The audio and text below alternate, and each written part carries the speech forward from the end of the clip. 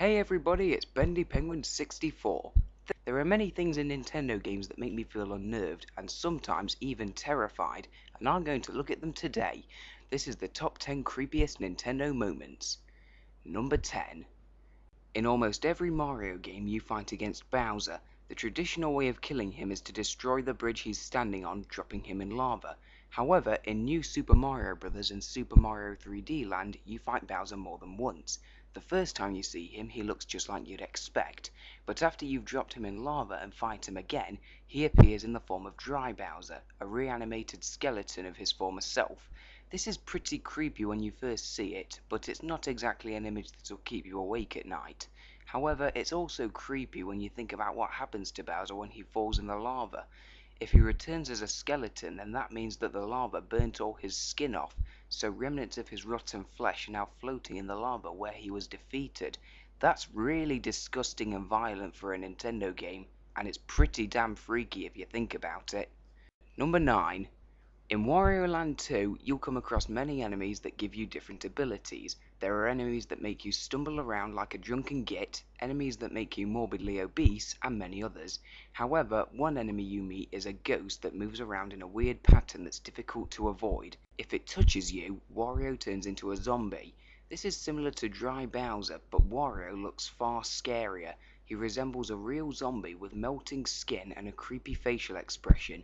He moves really slowly and kills anything he touches in one hit. When I first saw Zombie Wario, I felt really freaked out. I got over the shock fairly quickly, but for a whole 4 seconds I was severely scared. Zombie Wario isn't going to give you nightmares, but it's creepy nonetheless. Number 8. Warning: this clip contains mature content. In Pikmin 2, you find caves which you can explore. At the end of each cave you fight a boss. Each boss is really fun, but one is particularly gruesome and unpleasant. At the end of the Frontier Cavern, you're met by an infinite supply of bulb lava. Soon afterwards you find the source, an Empress Bulblax. Okay, what's wrong with this picture? Do you see that large hole that the lava are spewing out of? Well, that hole is exactly what you think it is.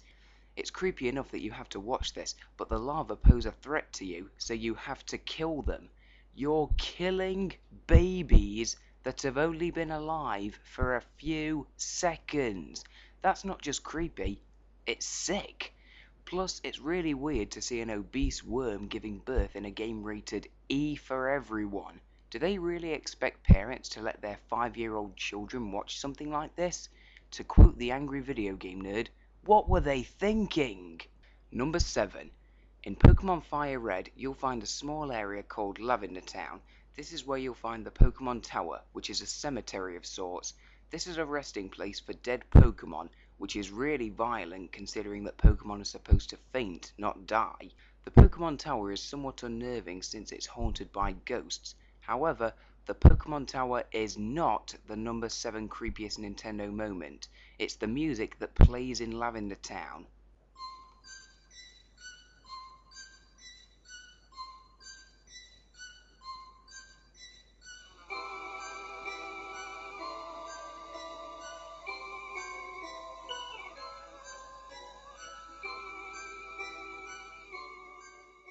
Listening to this music sends shivers down my spine. It's as if I'm in a slasher movie and I'm being hunted by Ghostface or Jason Voorhees.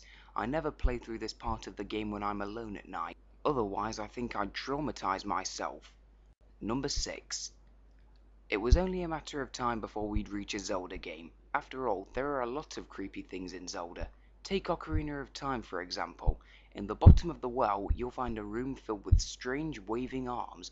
Nothing happens until you let one of them grab you. Then this guy appears. This is the Dead Hand. He looks really weird and has this really creepy facial expression. The way he moves is kind of freaky and makes me feel unsettled. He also has some traces of red on him, which are most likely blood stains from his previous victims. It's a really ugly thought, and the Dead Hand is without a doubt a really, really creepy boss. Wait, I just realized something. He has several long wavy arms, he disappears and reappears several times, he stares at you menacingly, and a sharp music sting plays when he appears. You don't think Slender Man? Number 5. In many Zelda games, you'll come across zombies known as Redeads. They look creepy enough to begin with, considering that, well, they're zombies. However, they also have creepy mask-like faces, and they make a low-pitched moaning sound just like a real zombie.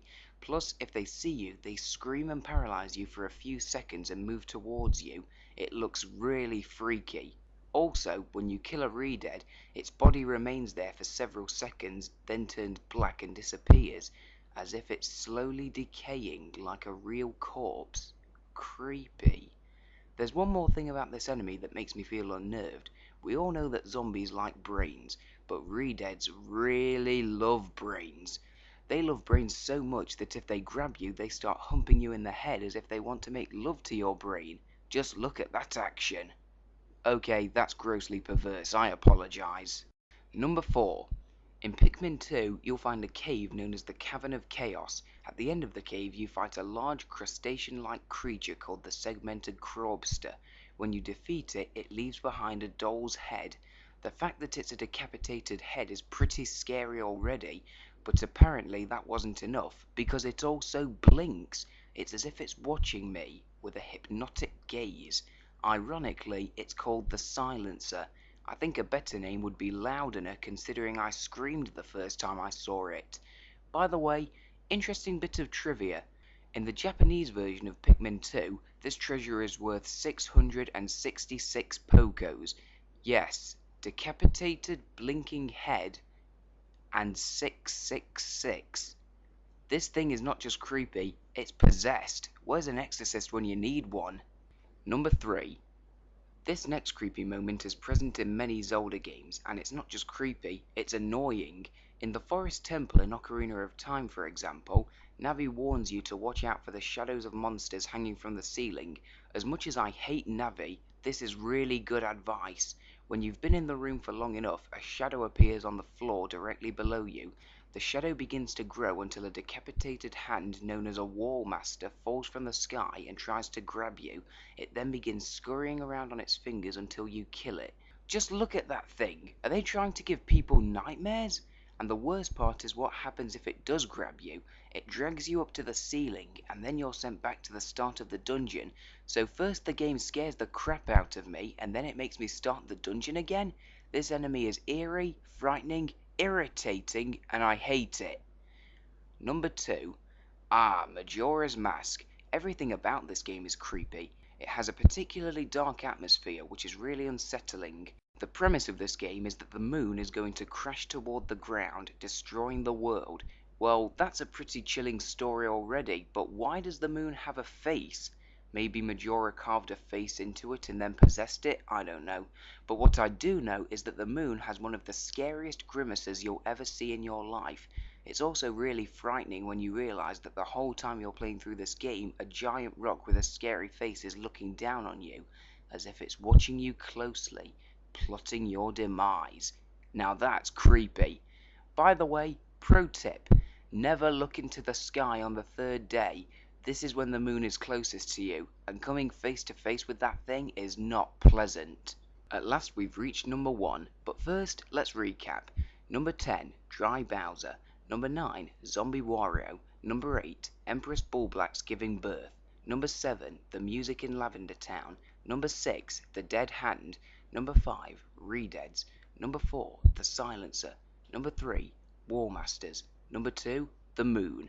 Okay, here we go. Number 1. I don't know how this made it into a Nintendo game. The Link statue in Majora's Mask is not only the number 1 creepiest Nintendo moment, it's also one of the scariest things I've ever seen in my entire life.